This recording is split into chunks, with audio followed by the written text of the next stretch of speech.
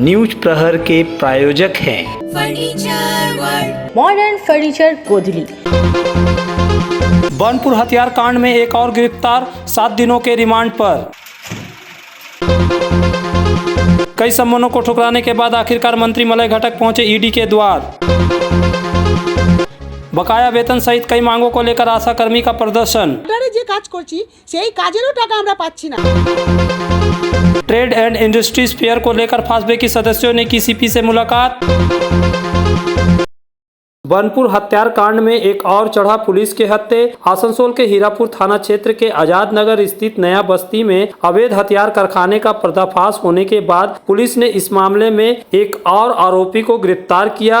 गुप्त सूचना के आधार पर पुलिस ने छापेमारी कर अफजल हुसैन को गिरफ्तार किया। इस मामले में अफजल हुसैन फरार चल रहा था। आखिरकार पुलिस ने उसे घर दबोच कर शुक्रवार को उसकी पेशी आसनसोल जिला अदालत में की, जहाँ पुलिस ने उसे 7 दिनों के रिमांड पर लेकर पूछताछ करने में जुट गई। इस तरह से देखा जाए तो अवैध हथियार कारखाने का पर्दाफाश होने के मामले में अब तक 5 लोगों की गिरफ्तारी हो चुकी है।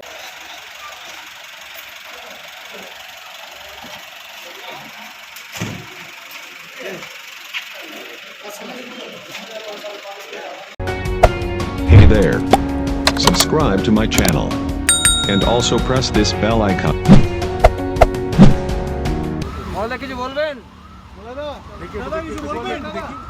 खबरों के अनुसार कई संबंधों को छोड़ने के बाद पश्चिम बंगाल के कानून मंत्री और तृणमूल कांग्रेस टीएमसी नेता मलय घटक आखिरकार गुरुवार को ईडी के सामने पेश हुए। खबरों के अनुसार अधिकारियों ने न्यूज चैनल को बताया कि पश्चिम बंगाल के कानून मंत्री और तृणमूल कांग्रेस नेता मलय घटक ने प्रवर्तन निदेशालय ईडी ने गुरुवार को कथित कोयला तस्करी मामले में दिल्ली में पूछताछ की। मलय घटक ने पिछले 2 महीनों से ईडी द्वारा भेजे गए संबंधों को छोड़ दिया था। खबर के अनुसार मलय घटक ने पहले ईडी को बताया था कि अगर अधिकारी चाहे तो वे उनसे कोलकाता में या वीडियो कॉन्फ्रेंसिंग के जरिए पूछताछ कर सकते हैं। हालांकि आर्थिक खुफिया एजेंसी के जांचकर्ताओं ने उसे दिल्ली में पेश होने के लिए कहा था। पश्चिम बंगाल की मुख्यमंत्री ममता बनर्जी के भतीजे और टीएमसी सांसद अभिषेक बनर्जी को भी एजेंसी ने सितंबर में मामले की जांच में शामिल होने के लिए तलब किया था। ज्ञात हो कि 6 सितंबर को पहली बार पूछताछ के बाद अभिषेक बनर्जी ने ईडी के सम्मन को चुनौती देते हुए दिल्ली हाई कोर्ट का दरवाजा खटखटाया था।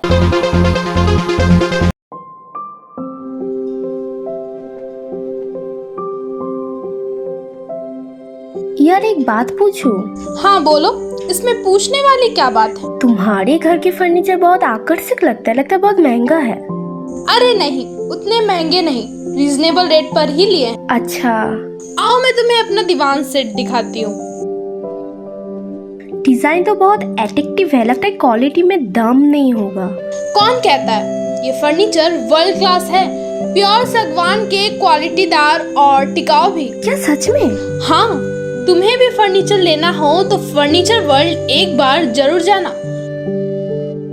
वहाँ फर्नीचर के एक से बढ़कर एक कलेक्शन, वो भी तुम्हारे बजट में। साथ ही वहाँ फाइनेंस फैसिलिटी भी उपलब्ध है। सच में? तब आज ही अपना हबी को कहूँगी फर्नीचर वर्ल्ड चढ़े। फर्नीचर वर्ल्ड, फर्नीचर लवर्स की पहली पसंद, जीटी रोड शनि मंदिर के सामने, नूरुद्दीन रोड, आसनसोल। किसी भी घर की शान होती है उस घर में रखे फर्नीचर्स, और आपके सपनों के महल को आकर्षक फर्नीचर्स के साथ सजाना हो तो आप सीधे चले आए मॉडर्न फर्नीचर गोधली। जी हाँ, गोधली समीरन राय रोड स्थित मॉडर्न फर्नीचर आपको आकर्षक फर्नीचर के रेंज वाजिब दरों पर उपलब्ध कराते हैं। हमारे यहाँ ब्रांडेड, नॉन ब्रांडेड फर्नीचर, सागवान वुडन आइटम जैसे bed, sofa set, dining table, centre table, wardrobe के अलावा स्टील अलमीरा, प्लास्टिक चेयर, सोफा के फुल रेंज सहित कई तरह के फर्नीचर बाजार से कम दरों पर इजी फाइनेंस के साथ पाए जाते हैं। तो घर को आकर्षक बनाना हो या शादी के लिए फर्नीचर लेना हो, सीधे चले आए मॉडर्न फर्नीचर, गोधली समीरन राय रोड, गुरुद्वारा के करीब, आसनसोल। विशेष जानकारी के लिए कॉल करें 8927603597।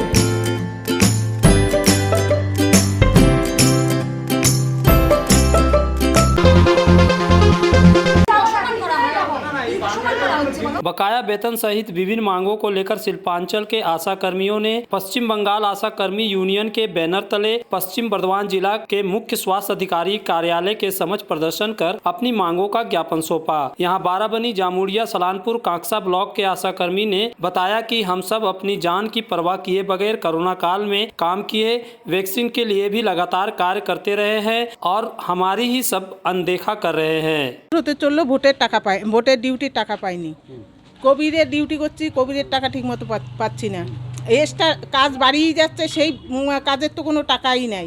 তারপরে 3 থেকে 4 মাস হলো ইনসেন্টিভের টাকা পাচ্ছি না। আমাদের অবস্থা খুবই শোচনীয়, সংসার চালানোর মতো ক্ষমতা নয়। তারপরে বুধবার যদি ছুটি থাকে তারা বেতন পায়, সরকারি চাকরিয়ালরা বেতন পায়, কিন্তু আমাদের সেই টাকাটা কেটে নেয় বুধবারে। তারপর আমাদের কোনো ছুটি নেই, তারপরে বোনাস, কোভিডের টাকাও পাইনি,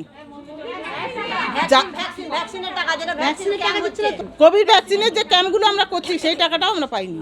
আমাদের ইনসেন্টিভ ঠিক মতন হচ্ছে না, 4 মাস কোথাও, কোথাও 6 মাস, কোথাও 7 মাস, কোথাও বোনাস পাইনি। আমাদের টাকা মানে বাকি রাখা চলছে, সব জায়গাতেই টাকা দিচ্ছে, কিন্তু আশাকর্মী বেলাতে টাকা নাই। আর আমাদের কাজের বোঝা দিনের পর দিন চাপিয়ে যাচ্ছে। হঠাৎ মানে যেটা স্বাস্থ্য দপ্তরের অর্ডার নাই, তা সত্ত্বেও আমাদের হঠাৎ করে বিএমএইচরা বলছে তোমাদের নাইট ডিউটি করতে হবে, তোমাদের এই কাজ করতে হবে। এইগুলো তো চলবে না। আমাদের অর্ডার আছে, অর্ডারের বাইরে আমরা কাজ করব না। অর্ডারে যে কাজ করছি সেই কাজেরও টাকা আমরা পাচ্ছি না ঠিক সময় মতন। যাদের বেশি মাইনা তাদের হয়ে যাচ্ছে, আমাদের 2000-3000 টাকা মাইনা পাচ্ছে না। এমন পরিস্থিতি হচ্ছে, আমাদের আশাকর্মীদের মানসিক মানে একটা চাপে চলেছে, সংসার চালাবে কি করে। Hey there. Subscribe to my channel. And also press this bell icon. Federation of south Bengal फास्टबेकी के सदस्य मंडली ट्रेड एंड इंडस्ट्रीज फेयर को लेकर शुक्रवार एडीसीपी कार्यालय पहुंची। फास्टबेकी के द्वारा नवंबर में यहां मेला लगाने का समय तय किया गया था, जिसकी परमिशन लेने फास्टबेकी सदस्य सीपी के पास गए थे, किंतु कोरोना के बढ़ने के कारण सीपी ने फिलहाल समय देने से इनकार कर दिया। इस विषय में फास्टबेकी के सदस्यों ने जानकारी दी। 11 ডিসেম্বর থেকে 19 ডিসেম্বর ছিল, কিন্তু কর্পোরেশন অ্যাপ্লাই করার পরে এই কর্পোরেশন আমাদের চিঠি দিয়ে জানিয়েছে যেটা subject to approval of DM or CP. ওই জন্য আমরা এই পাবলিশনের জন্য আমরা সিপির কাছে এসেছিলাম যে ওনার সঙ্গে ডিসকাস করার জন্যে। কারণ বিফোর পূজার আগে যা কোভিডের যা ছিল তার থেকে 27% কোভিড বেড়ে গেছে। তো এই জন্য সব প্রশাসনও অ্যালার্ট হয়েছে, বিভিন্ন যেখানে জমায়েত হবার বা যেখানে কোভিড স্প্রেড করার ইয়ে আছে সেগুলোকেও রেস্ট্রিকশন করছে। এই জন্য সিপি সাহেবের সঙ্গে খুব সুন্দর আলোচনা, উনি বললেন যে একটু পজিশন দেখে আপনারা প্রসিড করুন, আদারওয়াইজ যে কোনো আমরা পারমিশন দিতে এখন পারবো না, পরিস্থিতির ওপর ডিপেন্ড করে আমরা করব। তো নভেম্বরে আপনার সিচুয়েশন দেখে ফার্দার অ্যাপ্লাই করুন, এবং এখন থেকে কোনো কিছু আমরা এনওসি বা কিছু দিতে পারবো না। তার জন্য আমাদের এই যে ট্রেড ফেয়ার হওয়ার কথা ছিল, এটা গভর্নমেন্টে পারমিশন না পাওয়ার জন্য আমরা সেটাকেও আমরাও ডেফার্ড করব। সিচুয়েশন দেখে তারপর ফার্দার আমরা ডেটটা আমরা ঠিক করব। फास्टबेकी की तरफ से एक trade and industry fair exhibition लगाने वाले हैं। इसकी टेंटेटिव डेट, एक मोटा मोटी एक डेट हम लोगों ने 11 दिसंबर से 19 दिसंबर और सुनिश्चित की थी। इसको लेकर के हम लोग कलकत्ता WBIDC के चेयरमैन वगैरह सबसे मिल के भी आए थे।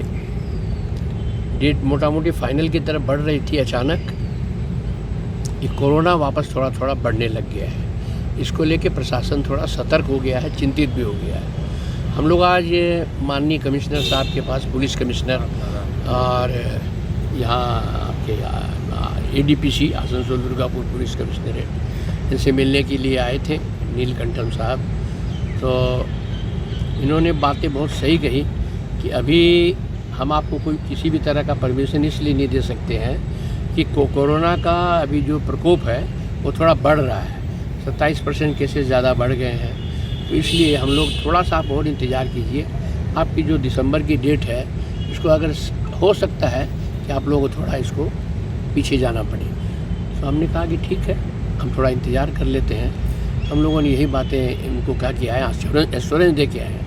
उन्होंने भी एश्योरेंस दिया है कि आप इसको डेट को डिफ़र कर लेते हैं और कोरोना का प्रकोप अगर कम जाता है तो हम आपको लाइसेंस देंगे। दूसरी बात, जो सबसे सीरियस बात हम लोगों ने की है, वो है आसनसोल और AMC, Asansol municipal corporation area में, पूरी क्षेत्र में, बड़ाकड़ से लेकर के और आपके अंडाल के वहाँ तक जो भी एएमसी की एरिया है उसके अंदर में फुटपाथ इंक्रोचमेंट की हमारे सामने, व्यापारियों के सामने बहुत बड़ी समस्या हो गई है।